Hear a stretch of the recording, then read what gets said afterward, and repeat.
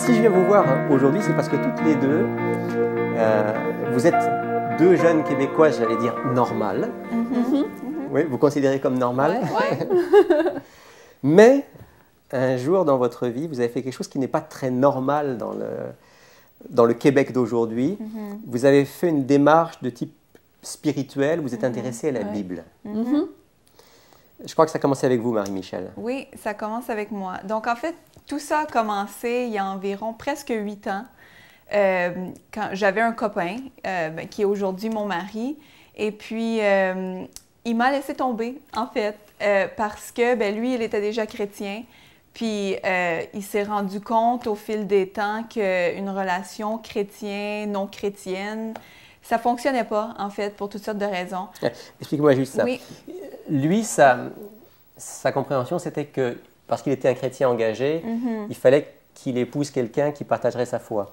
Oui, puis aussi, juste parce que la relation fonctionnait pas très bien du fait que lui, dans sa foi, sa foi impliquait certaines choses, un mode de vie qui est différent, puis que moi, je connaissais pas, puis que je n'étais pas familière avec ça. Donc, il y avait des problèmes à ce niveau-là. Avec le recul, vous êtes d'accord avec cette approche-là? Oui, en fait, parce que je suis tout à fait d'accord. Je vois très bien qu'il y a définitivement des difficultés si on veut avoir une relation de proximité avec... parce que la façon de voir la vie est totalement différente quand on croit en Dieu et en la Bible et quand on n'y croit pas. Donc, lui pense que c'est plus sage de mettre un terme à votre relation. Oui. Mais ce n'est pas la fin de l'histoire. C'est pas la fin de l'histoire, non. Parce que... au moins, quand il a décidé de mettre un terme à la relation à ce moment-là, il n'était pas tellement à l'aise à m'expliquer sa foi vraiment de façon directe. Par contre, il m'a dit si je voulais en savoir plus, si je voulais mieux comprendre, que je pouvais regarder une série sur les prophéties qui était en train de se faire à ce moment-là aux États-Unis, qui s'appelait Prophecy Code, avec un pasteur qui s'appelle Doug Batchelor. Et puis, quand ça s'est arrivé, c'était à peu près au milieu de la série. Puis, donc, ce soir-là, il est parti, mais il m'a dit « Tu peux regarder ça si tu veux ». Et puis, je l'ai regardé. La première émission que j'ai regardée, la première présentation, c'était sur l'Antéchrist. Ah, c'était quelque chose d'assez solide pour commencer. Assez solide. Avec le recul, je me rends compte que sûrement que je n'avais pas compris tellement de choses. Qu'est-ce que c'était? 666? C'était... Je me souviens pas des détails, mais ça disait qui était l'Antéchrist. Ça, je me souviens. Et puis... bien que sûrement que je n'avais pas tellement bien compris, j'avais trouvé ça vraiment fascinant de voir que... Parce que en tant que Québécois, on ne connaît pas vraiment c'est quoi la Bible. On ne savait pas grand-chose, comme on disait souvent. Nous, on ne savait pas que l'Arche de Noé, c'était dans la Bible. On ne savait pas que l'histoire de David et Goliath, c'était quelque chose qui était dans la Bible. Ça, c'est intéressant. Si on peut prendre juste quelques instants pour rappeler votre arrière-plan. Oui. Vous êtes d'une famille québécoise, on va dire, typique. Oui, absolument. C'est-à-dire, si je devine bien, catholique non pratiquant. C'est ça. C'est ça. Exactement. De quelle région? De la région de Mont-Laurier, donc les Hautes-Laurentides. C'est de là qu'on vient. Moi, j'ai quitté Mont-Laurier quand j'avais 13 ans. Puis ma sœur, c'était pour aller au cégep, donc 17 ans. Oui, oui. Donc, une famille typique. Pour vous, la religion, ça n'avait quasiment pas de place dans votre famille? Non, ça avait, je dirais, pratiquement aucune place. On allait à l'église à Noël pour la messe de minuit et c'était tout, même pas à Pâques. Donc, mes grands-parents, évidemment, étaient plus croyants, là, évidemment, mais nos parents, vraiment pas. Là. Vous vous considériez comme croyante à ce moment-là, au moment où cette histoire s'est passée? Je me souviens, je ne sais pas si je me décrirais comme croyante, mais je me souviens que je me posais quand même des fois des questions sur la religion, sur Dieu. Je me souviens, à un moment donné, plus jeune, j'avais posé une question à ma mère parce que je comprenais pas pourquoi, par exemple, on parlait de la résurrection, Mais on parle aussi que quand on est mort, on est en haut. Donc, je trouvais qu'il y avait un genre de... qu'il y avait quelque chose qui faisait pas de sens. Puis j'avais posé à ma mère, mais elle m'avait dit... Donc, vous aviez quand même quelques questions existentielles. Oui, j'avais quand même... Je réfléchissais sur le sujet, disons. J'avais toujours cru qu'il y avait un Dieu. Je savais rien de ce Dieu-là. Je savais pas il était où. Je savais pas c'était qui. Je savais pas c'était quoi. Mais je savais qu'il y avait un Dieu. J'avais toujours cru. Dans ma vie, dans les moments difficiles, il m'arrivait de prier, puis de voir des réponses à ma prière. Ça n'arrivait pas souvent où je venais vraiment à la conclusion de « Ah, tiens, je vais prier ». Mais c'est quelque chose dans lequel je croyais, sans avoir beaucoup de détails là-dessus. Puis je me souviens avec Jude avoir eu avant ça, Jude c'est mon mari, c'était le copain de l'époque aussi, c'est ça. Avoir eu quelques discussions sur le sujet. J'étais pas contre, mais dans notre culture, on a peur beaucoup des religions parce que tout est une secte. Donc, c'est ça. On peut dire, d'une certaine manière, le peuple québécois a le sentiment de s'être fait avoir par l'Église. Donc, il y a cette crainte, cette méfiance instinctive. Oui, définitivement. Est-ce que cette méfiance instinctive vous a empêché de continuer le début de recherche que vous aviez en regardant cette émission? Je dirais heureusement non. En fait, j'ai continué. En fait, bon, la première émission, je l'ai trouvée super intéressante. J'ai continué à écouter toutes les émissions. Comme j'ai commencé au milieu de la série, j'ai terminé, puis je suis retournée, j'ai regardé toutes les émissions. Et je trouvais ça vraiment très intéressant. Je pense que même ma conscience me travaillait déjà beaucoup. Il y avait déjà des choses, même pas ayant été encore à l'Église, il y avait déjà des choses que je pensais vouloir changer dans ma vie. Donc, ça m'avait vraiment beaucoup interpellée. Après ça, bon, les 20 émissions et quelques, je ne me souviens pas exactement, ont passé. Je l'ai rappelé, Jude, parce que je voulais vraiment en savoir plus. Puis j'avais vraiment le désir d'aller à l'Église. Donc, j'ai pris mon courage parce que vraiment, c'était pas évident de l'appeler pour lui dire que je voulais l'accompagner à l'église. Je me disais, je sais pas qu'est-ce qu'il va penser. Donc, à ce moment-là, vous étiez encore dans une relation ou pas vraiment? Non, pas du tout. Pas du tout. Pas du tout. Donc, quand je lui ai dit ça, bien évidemment, il n'a pas refusé de m'amener à son église. Donc, ben, je pense que le samedi d'après, on est allé à l'église. Et puis, je pense que depuis ce temps-là, les seules fois où j'ai manqué, c'était parce que j'étais malade pour des raisons extrêmes.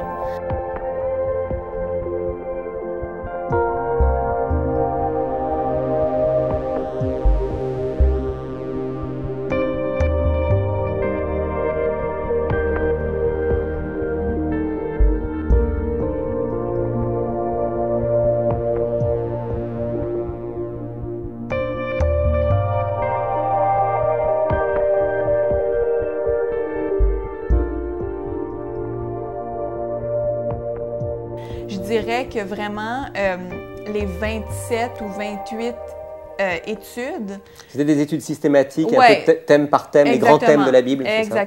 Exactement. Puis je dirais vraiment que, parce que j'ai fait un baccalauréat en psychologie avant d'étudier en traduction, puis ces 27 ou 28 études, je dirais, m'ont appris plus de choses importantes sur la vie que 3 ans de bac en psychologie. Si vous deviez me résumer juste en quelques mots, quelques-uns des éléments que vous avez découverts à ce moment-là qui pour vous étaient... Vous dites, j'ai plus appris que pendant mon bac en psychologie.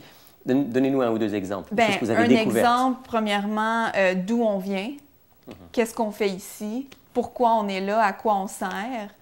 Bon, évidemment, où on va.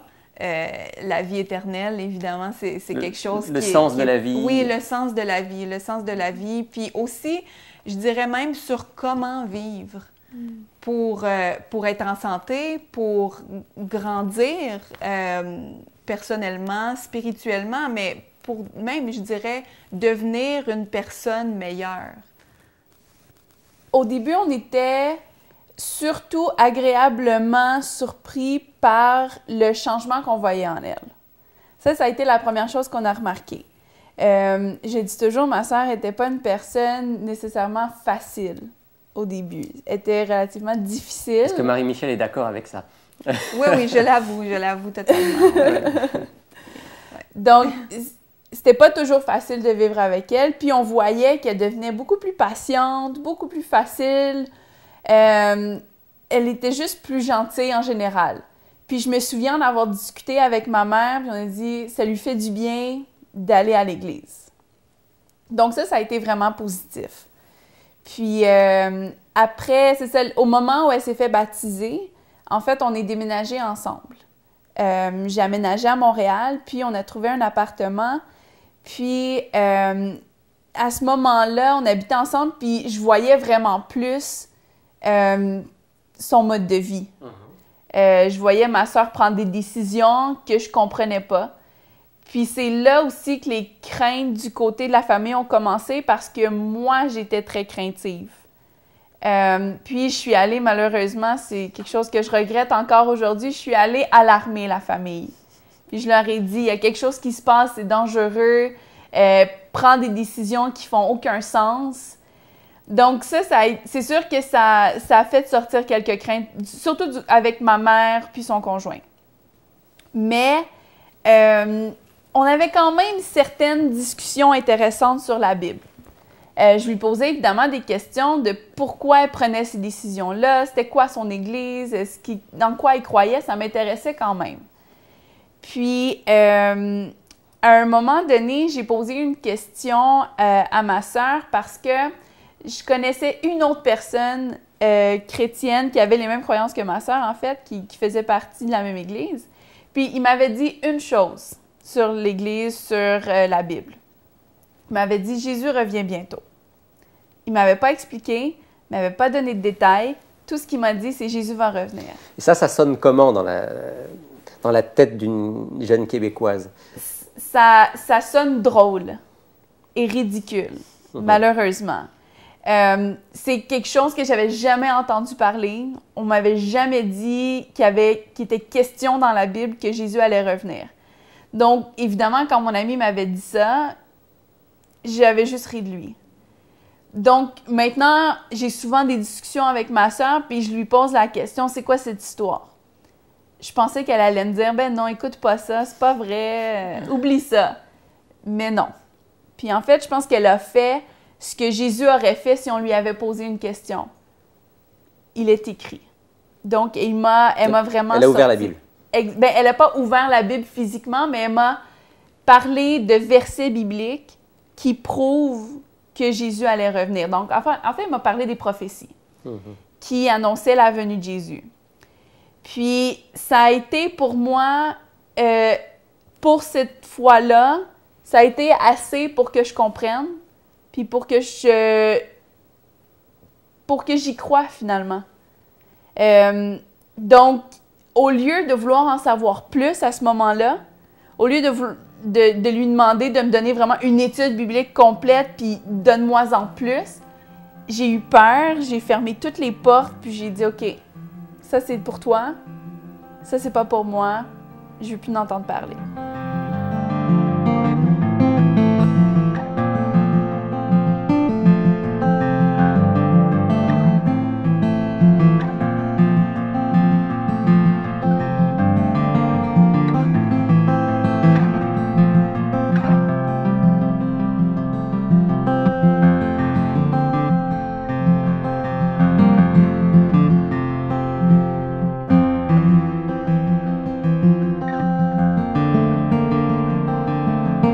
Mais elle a continué à prier. Elle a mis ses amis sur la prière pour moi. Puis je pense que Dieu a vraiment fait son travail à ce moment-là parce que ce qu'elle m'avait dit me roulait toujours dans la tête. J'y pensais tout le temps. Puis en fait, il y a une chose qu'elle ne m'avait pas dit sur le retour de Jésus, c'est qu'il y avait encore certaines prophéties qui devaient se faire. S'accomplir. S'accomplir, exactement. Donc, je pensais que ça pouvait arriver comme maintenant. Donc, à chaque fois que je voyais quelque chose d'un peu anormal autour de moi, poser la question, je me posais la question. Décembre 2012. Bien, à ce moment-là, il n'était pas vraiment question encore de 2012, mais chaque fois que je voyais qu'il y avait quelque chose qui était un peu bizarre, je pensais tout de suite que « Ah, ça y est, c'est la fin du monde, Jésus va revenir. » Donc, évidemment, j'avais peur. J'avais toujours peur de ça. Puis, mais je pense que c'est Dieu qui faisait quand même rouler la roulette là, pour que je me pose des questions, finalement, pour que vraiment la porte soit pas totalement fermée.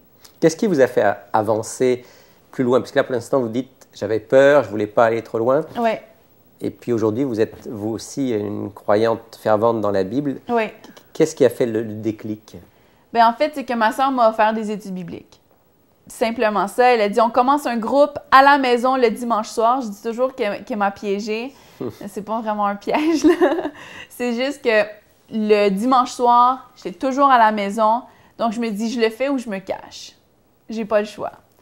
Puis, justement, à cause des craintes que j'avais par rapport au retour de Jésus, je me suis dit, au moins, je vais aller au bout de cette histoire-là, puis je pourrai passer à autre chose. Puis aussi parce que ma sœur me disait toujours, comment tu peux dire que c'est pas pour toi si tu sais pas ce que c'est? Évidemment, je savais pas quoi lui répondre. Donc, je me suis dit, je vais prendre les études bibliques. Je vais lui montrer que je vais lui montrer. J'ai fait ce qu'elle m'a proposé et puis c'est pas pour moi. C'est ça, exactement. Pour moi, c'était aussi simple que ça. Je vais finir les études bibliques. Alors voilà, maintenant que je sais, je peux te le dire, c'est pas pour moi, merci. Évidemment, ça n'a pas fonctionné comme ça.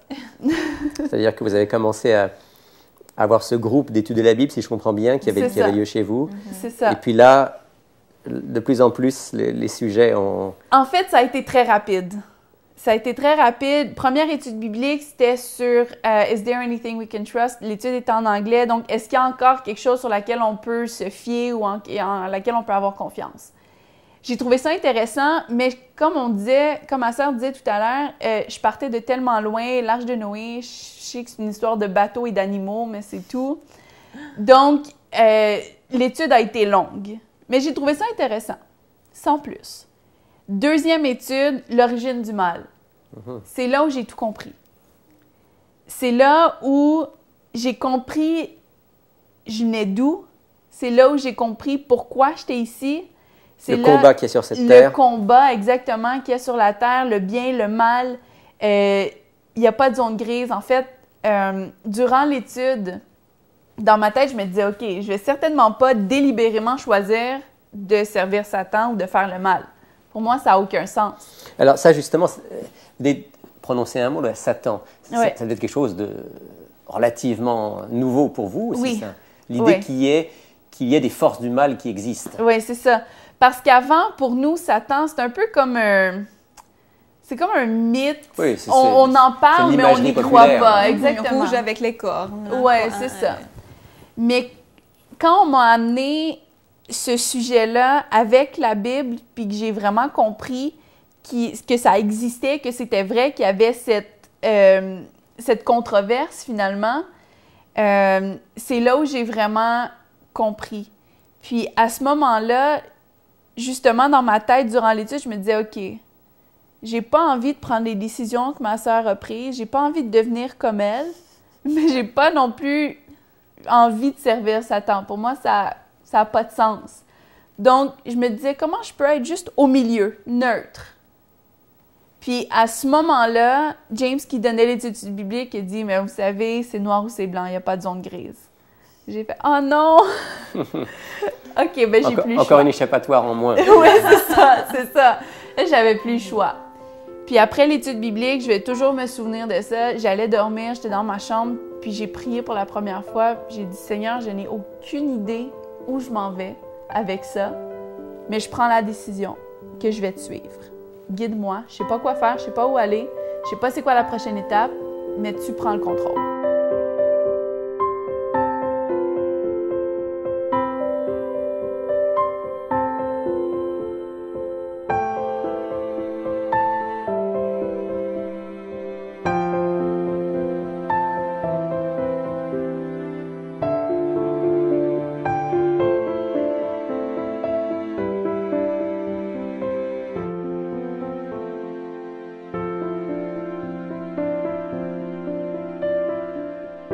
J'ai continué les études bibliques.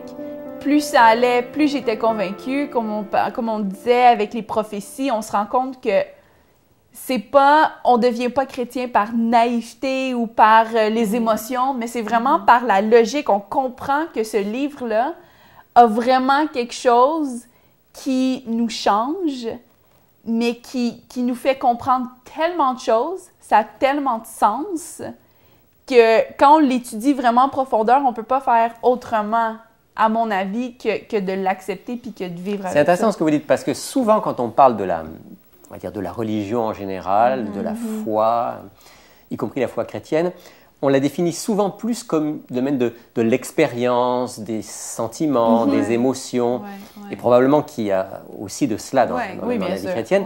Mais vous mettez plus l'accent sur le fait que, avec votre tête, avec votre raison, ce que vous découvriez, ça vous semblait logique et donnait du sens à l'ensemble de ce que vous voyez autour de vous. C'est vraiment avec la logique qu'on a compris, qu'on a accepté, puis après ça, les émotions, l'amour pour Dieu, c'est là qu'on l'a vraiment compris. Parce que dans l'Église catholique, toute notre vie, on a entendu l'amour de Jésus, mais pour nous, ça ne voulait rien dire. Mais c'est quand on a compris que Jésus avait vraiment existé puis qu'il était vraiment dans notre vie que là, on peut vraiment comprendre son amour. Est-ce que vous pensez que les jeunes d'aujourd'hui, vous en faites partie, mais est-ce que vous pensez que les jeunes qui vous entourent peuvent être intéressés, sensibles à cette dimension spirituelle et au message de la Bible? Qu'est-ce que vous voyez autour de vous?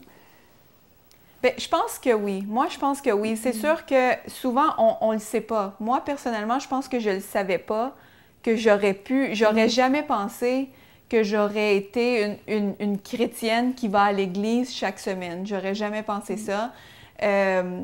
Par contre, une fois que j'ai fait l'étude, une fois que j'étudie encore, évidemment, il y a tellement de choses à apprendre, mais une fois que j'ai approfondi assez pour voir la réalité de la chose, je pense que tout le monde ou un jeune quelconque peut y trouver son intérêt parce que c'est réel, ce qui est là, c'est la vie.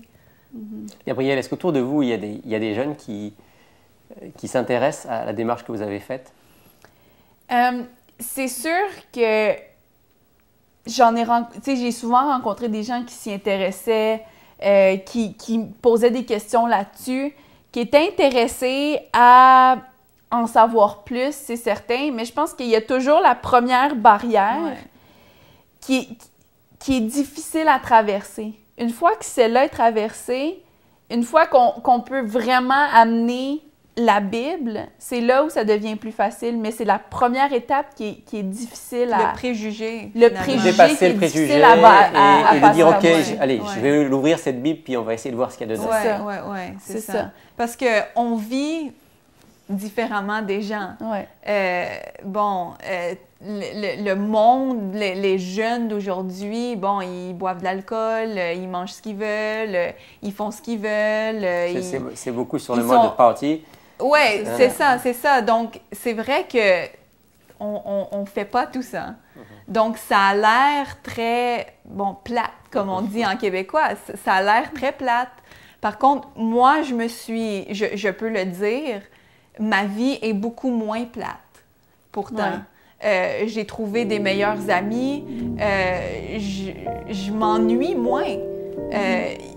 On remplace les choses par des choses qui sont plus significatives, plus profondes. Donc, non, la vie chrétienne n'est pas plate.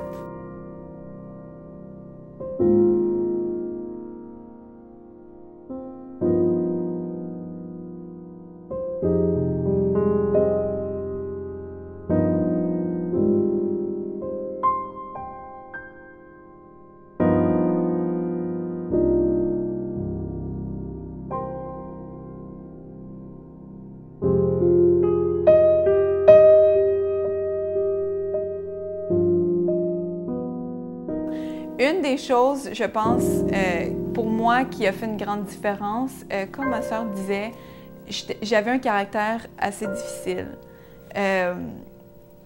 Pour moi, j'avais toujours raison. Donc, c'est ça. Je m'entendais pas beaucoup avec les gens. Bien, je m'entendais avec certaines personnes, mais j'avais des conflits aussi.